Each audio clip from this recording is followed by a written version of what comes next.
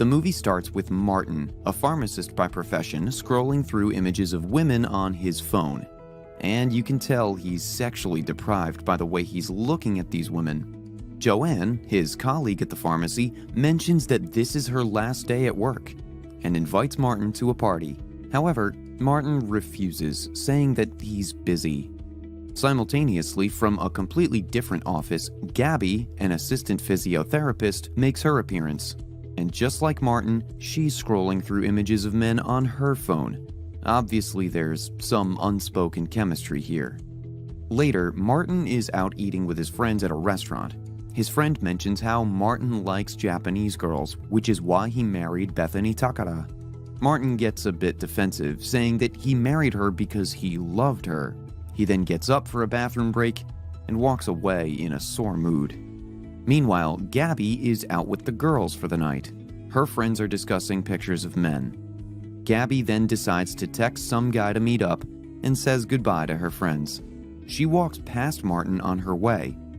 On the way to the bathroom, Martin bumps into a friend and starts searching for the name Bethany Takara on his phone, while Gabby walks into a building, enters a guy's apartment, and starts making out with him.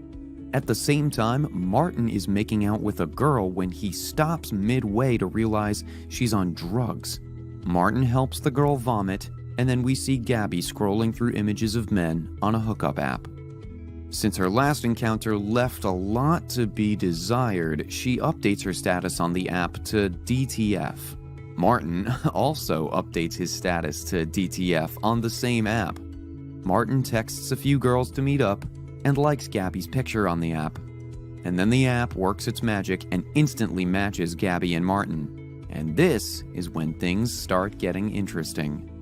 Martin and Gabby start texting each other, agreeing to a no-strings-attached relationship, and then decide to meet up at a club. They plan to go to Martin's place after having a few drinks. Martin mentions how he's been using the app Winx for 6 months. Gabby says that she came to America for education and is originally from Barcelona. And then Gabby makes the point that she really likes trying out new things and is always in search of a constant newness. So Martin and Gabby grab a few more drinks, and then they dance together and play arcade games. Both seem to be really enjoying each other's company. They share dinner and a few laughs, and later they share their backgrounds with each other. Martin tells Gabby he was married once for a short time. They spend the night roaming the streets and reach Martin's apartment the next morning to make out. Both of them have a really great time together. Martin makes breakfast for Gabby the next day. Later, Martin and Gabby visit an art museum together on their next date. Honestly, a very classy idea for a second date. Good work, Martin. While they're there, Martin asks Gabby to choose a work of art that she would want to take home. They joke around the museum and laugh hysterically. On the way back, Gabby introduces Martin to a friend of hers, Blake.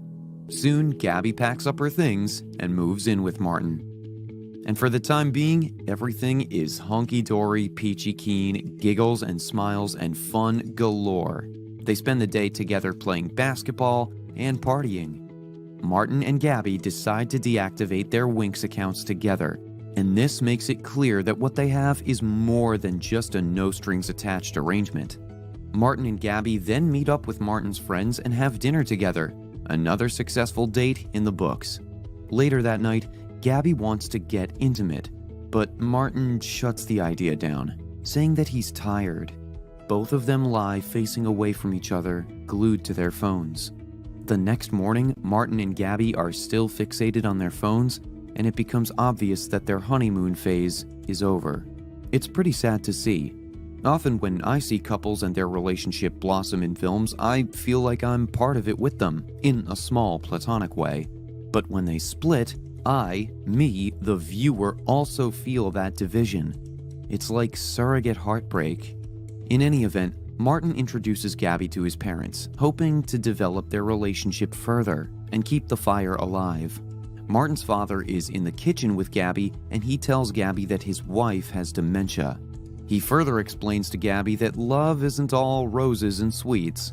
Gabby excuses herself to go to the bathroom, and on her way sees pictures of Martin and his ex-wife Bethany hung on the wall. and then she sees childhood pictures of Martin with a young girl and gets upset. She rejoins the dinner table with Martin and his parents. Gabby asks Martin if he had a sister, to which he replies no. Martin's mother mistakes Gabby for Bethany. Martin's father explains to her that the girl in front of her is in fact Gabby, and Martin had divorced Bethany several years ago. Gabby asks Martin how long he had been married to Bethany. Martin replied 8 months. The vibe between the two starts to get pretty intense. Martin asks Gabby why she gave him the silent treatment on the way home. Gabby replies that his mother called her Bethany and that she needs to know more details about Martin's past. From my perspective, the dementia piece is hard to swallow, but it's understandable for Gabby. I would feel a little upset too. But the fact that Martin hadn't clued Gabby in on the details of his previous marriage, especially as their relationship has been developing, that's irresponsible. Here, Martin doesn't want to share his past, and Gabby asks Martin why he hasn't told her about his mother's conditions, about his sister, and so many other things. Martin gets up and moves to the kitchen. Gabby asks Martin again if he had a sister, to which Martin replies, "I don't. She's dead." Frustrated, he pleads with Gabby to stop asking questions, but Gabby persists, to which Martin sarcastically starts telling her about his sister's death. And Gabby responds by being upset, criticizing him for his sarcasm, despite the fact that she was the one prying. Martin and Gabby get into a heated argument and start raising their voices at each other, which results in Gabby grabbing her bag and leaving the apartment. Martin meets up with his friend, Paul, and admits that he loves Gabby. Meanwhile, Gabby is working and meets a waiter named Roland, who works at a restaurant that she usually visits, and Roland invites Gabby to a party. Back in Martin's world, Joanne is back, but only for the weekends. Martin then gets invited to a party by his colleagues. Martin and Gabby both go out for the night, but feel lonely in a crowd. They both seem uninterested at first, but eventually they blend right into the night. Gabby wakes up the next morning only to find herself next to Paul. She sneakily leaves the room. Meanwhile, Martin has spent the night with his colleague Joanne. Gabby goes to Martin's apartment to talk to him. She feels guilty and starts crying. Martin asks her what happened. At this, Gabby confesses that she cheated on Martin last night. She asks Martin if there was anything he wanted to tell her, but Martin doesn't reply. Gabby goes into the room and starts crying. Gabby asks Martin if he even loves her anymore. They both then decide to go to a counselor. The counselor advises them to share their feelings. Martin confesses that he felt if he told Gabby about his feelings, she might not love him anymore. Both of them played a game when they came back home, on the counselor's advice.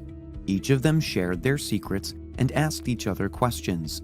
They both confessed to each other about their sexual fantasies and promised to be honest with each other. Gabby and Martin go to a surprise party for a man named Larry. Gabby asks Martin to flirt with a girl while she flirts with other people. Martin goes and tells the other girl the truth. He has a girlfriend. Martin is alone drinking and his friend comes up to meet him. Gabby, who is now looking for Martin, sees him talking to a girl. This sparks the flame in Gabby, and she finds herself a man and decides to drink some coffee with him. Both Gabby and Martin are having a great time. Martin reactivates his Winx accounts and starts swiping pictures of girls on his phone. With their relationship reinvigorated, they both meet each other's demands. Gabby asks Martin to take a lap dance with a stripper, while Martin wants Gabby to go on a date so he could spy on her. Gabby reactivates her Winx account, and later they decide to have a threesome. They make promises to each other and agree on always doing things together. Gabby goes to meet Larry, and Paul asks Martin if he's okay with Gabby sleeping with other people. Martin says he's fine with it for now. Paul tells Martin that Bethany, his ex-wife, had a baby, which frustrates Martin. Meanwhile, Larry asks Gabby if Martin knows that she's with him. Gabby says that she'd tell Martin later and that they have an open relationship. He asks Gabby again what she would get out of it. Larry then goes on to explain that there would always be a part of her that would feel empty and alone. and that relationships are just transactions. A very bleak outlook from Larry, but at the same time painfully real and perceptive. Back home, Martin is staring at Bethany's number on his phone when Gabby suddenly opens the door. Gabby tells Martin about her day, and Martin just gets irritable. Martin goes out to drink at a bar where he meets up with Blake, while Gabby texts Larry. Martin discusses his past with Blake and tells her how Bethany had a miscarriage. Martin confesses that he ran away because he wasn't ready for any of it. Gabby goes out with Larry and spends the night with him. At home, Martin watches old videos of Bethany on his laptop and decides to email her. Larry, on the other hand, gifts Gabby a necklace. Gabby comes home the next morning and hides the necklace. Soon, Martin finds the necklace in a book, and a friend of Blake tells Gabby that Martin still has emotional baggage from his previous relationship. Obviously, this whole thing is getting pretty convoluted and devolves into another giant heated argument. Swearing and screaming at each other, Gabby packs up her things and leaves. Gabby goes to Larry's house. Larry tells Gabby that he's planning to move to Europe, even Barcelona, for 2 years, and then Larry makes her an offer to go with him. At night, Larry throws a party and invites Blake. Gabby doesn't want Blake to be there. Larry and Gabby have a small argument concerning Blake, and Gabby leaves. Poor Gabby, going door to door like a nomad. Martin meets up with Bethany and apologizes to her. They catch up and have a good conversation. Gabby and Larry then talk about the other night. Gabby realizes that Larry doesn't care about who she is or what she wants. For Larry, this whole thing was a transaction. Gabby packs up her stuff and leaves Larry. To be fair though, Gabby probably should have seen that coming. Larry basically gave her a hint that the opportunity to love and live carefree is very rare in his world. Larry was as straight with Gabby as he could have been to get what he wanted, at the definite cost of being deceptive. Gabby confesses to Martin that she now wants a serious relationship and that she can figure things out with Martin by her side. They both have a heart-to-heart and confess their feelings, and the film ends with unison between the two. New BDSM and overall maturity in communication between partners.